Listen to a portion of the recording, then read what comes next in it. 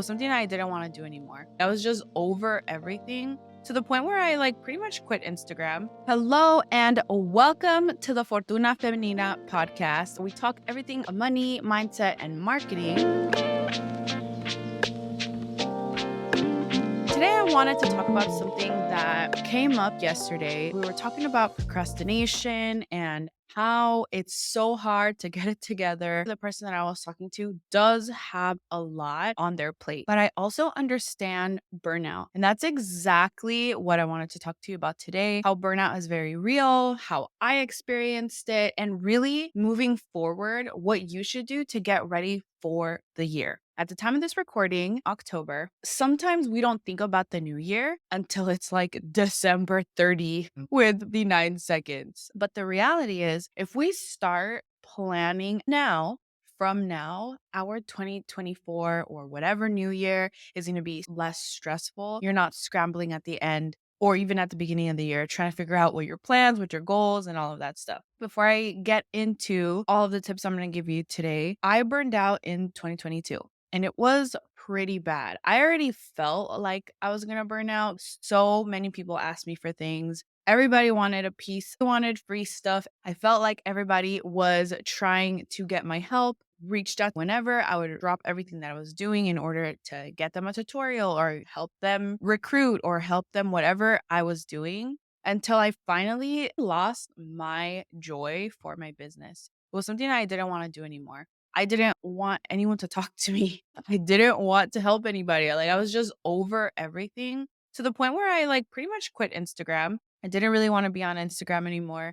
And I wasn't open to changing anything because I'm like, no, but if I work a little bit harder, if I just go to sleep a little bit later, I can't work out because what if I miss a sale? It was just 0% boundaries. It wasn't until my body got physically sick that I had to slow down. Pretty much the entire Q1, January, February, March, I was always sick. I literally never felt good. And it started with COVID in January. I would say it hit me hard. Normal. You guys know how COVID is. It's like a really hard cold, but it wasn't until the second time I got sick, and it was within that week.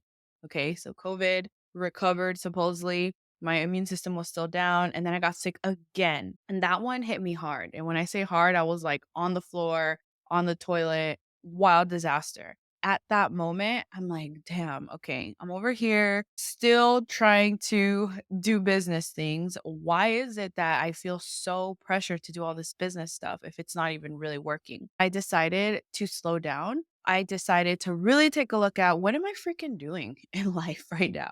What the heck am I doing? And because of that came amazing things. I will tell you everything that I was able to do with that moment of clarity that I was able to get and where I am now in business. So let's put a pause on that. I had no boundaries, felt like everybody was using me. I had 0% growth in my business and I was just burning myself literal to the literal bone, and I was 0% healthy. That may be what you feel like right now because according to this study, I will link it below, but according to the study, 29% of creators are literally struggling on a daily basis with burnout. Okay. And that might not seem like a lot, but 43% are literally experiencing that through a quarterly basis. That's a lot. Almost half of the creators that are like, okay, I'm going to create, I'm going to make content, I'm going to create this as a business. They're almost half of them are burnt out. That's a lot of people. So if you think about what burnout is, I'm going to read it exactly what it says. It says, according to the World Health Organization, burnout is a state of emotional, mental, or often physical exhaustion brought by a prolonged, repeated stress. So in my brain, I'm always stressed by other people's problems, by other people's complaining, but also it was my wrongdoing too. I can't just blame everybody else. I wasn't putting any boundaries. And I was constantly, okay, let's keep going. Let's keep going. Let me keep reading what it says. It says, on the flip side, social media burnout is a form of online fatigue that can happen when you spend too much time on social media. And that comes from a psychologist. Her name is Dr. Michaela Dunbar. And I 100% felt that too. What causes that burnout? The constant pressure, the negative comments, maybe People were like, hustle, definitely 100% guilty of that. But that constant pressure of trying to be better, that constant pressure of trying to make all the money and always being on social and growing in followers, that's going to lead to your burnout. Any negative comments that people are telling you, or maybe someone's, dude, just quit, just get a job. That also doesn't help your burnout. This may be controversial. I don't believe in hustle culture being bad only because I understand boundaries now. But that hustle till you no sleep, like team no eat, team don't go to the gym, all of that's not what I'm for because I've done that. So how can you protect your mental space as an online business owner, as a creator? Let's get into it. I'll tell you a few boundaries that you can place, the ones that have helped me. But one of the things that you need to do is 100% focus on intentional time away. Okay, maybe that's in the morning. Instead of, if you have a commute, something like that, why don't you just turn off your phone, turn off the music, and drive in silence? Now, that's weird for some. You can actually give your brain a chance to just meditate in silence. Another thing can be a walk in the morning. 5 minutes makes such a huge deal just to get your blood pumping and your mind silent. That will really help. Intentional time away can also be like, I'm not going to be on my phone. Or if you wake up, I'm not going to even pick up my phone until this time. That's intentional time away. So that is number one, intentional time away. The next thing you can do is either plan or schedule content in advance. Here's the thing with that though. Okay. I understand that scheduling your content may mess with the algorithm or whatever, but if you just create 2 reels at a time, perhaps create 2 at a time, Monday, Wednesday, Friday are the only days you're going to get ready, or you create B-roll. What is B-roll? Me writing right here, me recording, right? And I'm not really talking to the camera, but I'm like recording myself doing something productive. Those are B-rolls. If you just have that on deck, easily accessible. When the time comes and you do need to, let's just do the B-roll now, actually. Your girl needs some content, okay? That's going to help you having your content. The next thing is connect with people offline. When's the last time you went and asked somebody to go get coffee? When's the last time you asked somebody to go on a workout? Those are my favorite ways to connect with new followers, new friends. It's not super commitment. They literally bring the community together. Or, what about a whole bunch of vendors? Can you do a summit? Like if you're an online business owner or just a business owner, period, can you get 3 other business owners? And even if it's free, get people in the community to come and support what you're doing. It doesn't always have to be about selling. It can literally be just about community. So how are you going to stop the burnout from even happening? Maybe you're already feeling it. The reason why you're burning out on your content is because you don't know what to post and you're just guessing. And at this point, you probably hate the word niche. And unfortunately, I'm going to tell you right now, that's exactly what you have to do. Let me explain why you need to just niche down. If you just pick a niche, I know that you want to post everything. Okay. Go make a private account and add your 10 friends and post whatever you want about your kid, about your child, about your dog, about your plant. If you are a business owner, I'm not talking about influencer. If you are a business owner, you sell a product, you sell a course, you sell a physical product, a digital product, affiliate marketing, you need to niche down. You have to niche down. That's going to help your burnout or the lack of burnout that you don't want.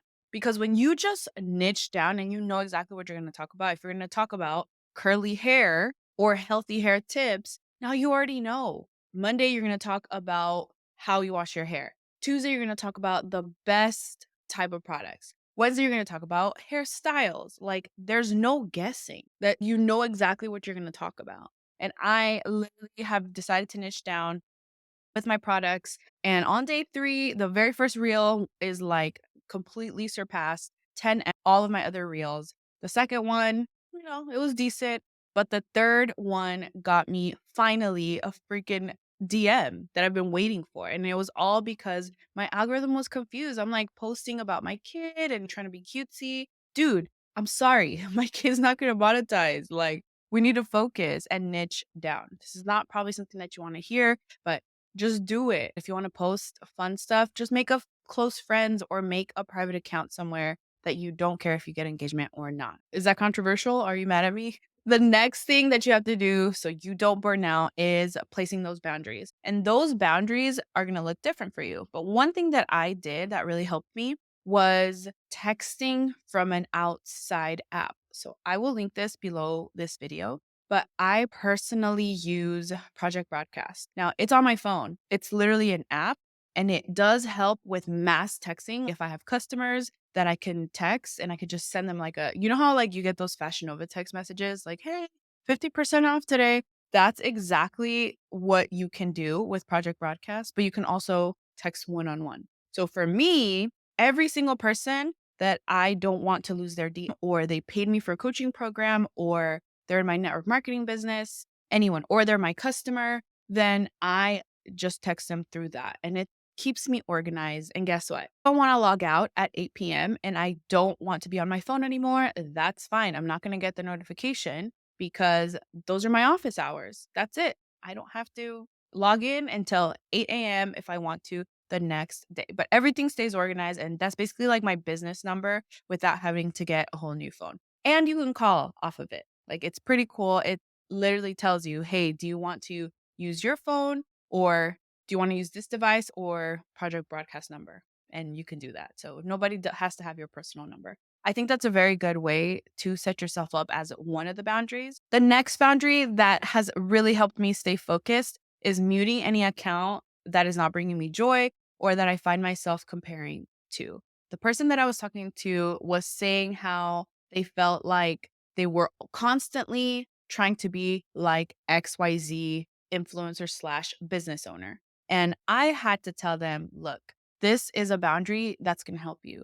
Not only is it going to help you stay in your lane, but it's going to help you focus and be happy for them without having to constantly put yourself down in the comparison mode. And that is muting the accounts. And that has helped me so much because there was a time that I'm like, wait, we started at the same time? Like, why am I not growing the same as her or him or whoever? And guess what?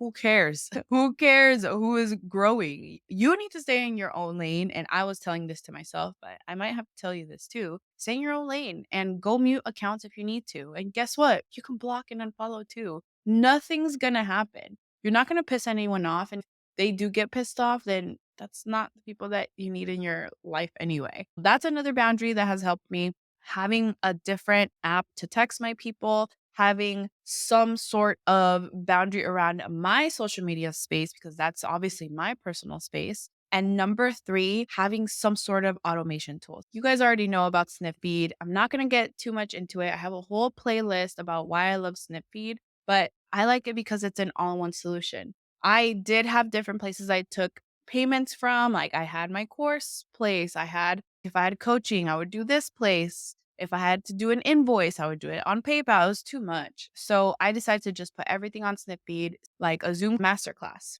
And you're going to host it on Zoom. You could take the payment there and it automates the emails for you. So if she buys today and the class is on Friday, she's going to get a reminder today. And then she's going to get a reminder a day of and then 30 minutes before. And that's like preset for you. You don't even have to do anything around that. You can also send some sort of sequence. You could set that up like beforehand. If you get my free download for launching your digital product, you get 12 emails for a whole month. So it's about 2 to 3 days out, but I set that up and that's going. If you buy any of my ebooks, like my $44 digital course creator kit, you also get emails that guide you through it and tell you, hey, have you downloaded it yet? Look, this is how you download it. So that automation alone from Snipfeed is literally everything. And yeah, it took time to set up, but I didn't do it all at once. And I didn't even have so many things there at once. When I decided to like host a masterclass, I would do the emails first, set up the class, and then launch that. Does that make sense? I think that sometimes we don't want to change our platforms or what we're using because of fear. But dude, I'm telling you, when I tell you that Snipfeed is everything, I've been talking about Snipfeed for a year and it's with good reason. Number 2 is Notion. I love Notion because it keeps me organized with everything. For example, today I was like, okay, I know that I have time right now to create a podcast. What do I have in my whole entire content plan? I was able to write 12 scripts at a time. And now I could able just take my idea out, see if I have a script, if I have scripts or notes or whatever I'm going to do my video off of, then I can come in and record it. So that just keeps me organized, not just with my content, but if I'm brainstorming an email for my email list, then I go to my Notion, open it up, and have it where it says idea. And then when it's time to write it out, okay, now I move it to writing it out and have AI triple check it because clearly I don't know how to spell. So, all of that really does help having Notion super organized. I also do my sales tracker there. I do a lot of my course templates and organizing my courses. And I have those all in templates because when the time comes, and if I have to give it to somebody or give it to one of my clients, or if I want to list them for sale, then I have that. I will link everything below. One other thing that has helped me as far as like automation and all of that is boards. And boards is literally what it sounds like. It's a keyboard on your phone. Think about everything that you constantly have to come up with. You can put it on boards. What I mean is think hashtags, think answers to questions that you always get. Oh, how much is that? Whatever it is that you sell. What is the link? If you just make a board, you can make it on your computer. You make a board with whatever Amazon links that you have, whatever sales things, sales pages, all of that can be in your boards. So when people ask you, you just go to your folder that says business, and then you go to your subfolder that says courses, and then your subfolder that has your link to your course or to your product or to whatever affiliate link that you have. I hope that these quick tips did help you because it's one of those things that you don't want to end up completely resenting your business, resenting the people that you work with, resenting social media. I have a whole, I want to say 4 videos about the worst year ever, how I was coping with so much loss and all of these like negative feelings that I was feeling at the time. And January of this year, I just feel like something happened in my brain. I just feel at so much peace now with my business. And because of that burnout, I was able to find YouTube and find TikTok. All of these things really helped me get the clarity that I wanted, the people I wanted to connect with. I was more present when I went to networking events. I remember going one weekend was like Thursday, Friday, Saturday, Sunday, 4 days in a row. That was like my party, okay? And it was amazing. I met the best people there. They gave me an opportunity to speak live in front of people, in front of a crowd. Not only that specific event helped me get coaching clients, 4-figure coaching clients. I've never had that in my life. And I was able to get 4-figure coaching clients. From those coaching clients and from YouTube, I was able to get brand deals. Like all of it goes together. But you have to start from the beginning, creating systems for yourself and also creating some sort of automation to really help you. One last bonus that I wanted to give you that's going to help you with your burnout is just set yourself up for success. For example, if I know that my kid, I have to pick her up in 20 minutes. So I understand that recording a video, recording a podcast, recording something or a TikTok, I have to set myself up for success. So, for example, this lasts about a week. I think it's like a 4-hour lifetime or something like that. It might be a little bit more, but these are always charged and I have 2 pairs. So I have one here always. That way I don't have an excuse of recording a TikTok. I'm setting myself up and it's right there next to my light. Like it's just there. Maybe if you don't have the luxury to have an office space. So where do you always record? Is it in the bathroom? Like where is it that you're setting yourself up? This is another one. I always had the excuse of because I can't do videos because my camera is always dead. Okay, guess what I got? This is always connected. It doesn't even matter. I know that it's not fun. Probably I can't travel with this long old thing. I have to actually charge my batteries, and that's fine. I've decided to just have this as my camera that I use, and it's always going to be able to record no matter what. If you're not making it to the gym, and what helps me is I'm going to set up my clothes right on top of my sink, not on the side of my bed, nothing. Like I physically have to remove my clothes out of to the side of the sink if I don't go to the gym. And I don't want to do that. I don't want to not get dressed to go to the gym. So set yourself up, get ready the night before, whatever you need to do. It's really going to help you not only not get burnt out, but take your business to the next level. So I think that these next few weeks, I am going to help you with procrastination, setting yourself up, goal setting, and all of that. And I hope this did help. I'll link all the different tools below, and I'll see you in the next video.